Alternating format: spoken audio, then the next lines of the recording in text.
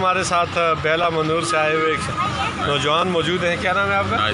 अनायत और रहमान है। इन्होंने कहा है कि बेला रोड गुज़श्ता 3 दिन से हर किस्म की ट्रैफिक के लिए बंद है। इसी हवाले से हम इनसे बात करेंगे और पूरी तफसीलात जानना चाहेंगे। सैकड़ों की तादाद में, बल्कि हज़ारों की तादाद में 30-40 हज़ार से ज़्यादा आबादी है और वो महसूस हो कर रहे हैं कि ये गाड़ियाँ फंसी हुई हैं और हमारे MNA इनके कान पर जूं तक नहीं रेंगती। मज़ीद तफसीलात हम इनसे जानना चाहेंगे। जी, क्या मसला? आज तीसरा दिन है, रोड मुकम्मल तौर पर बंद है। अच्छा, वहाँ तो आल प्राइमरी स्कूल है, वहाँ से ऊपर जो चट्टाने वो नीचे गिर कर रोड पर पड़ी, जीप का रास्ता भी बंद हो गया है। पूरा सड़क है नीचे आया हुआ है।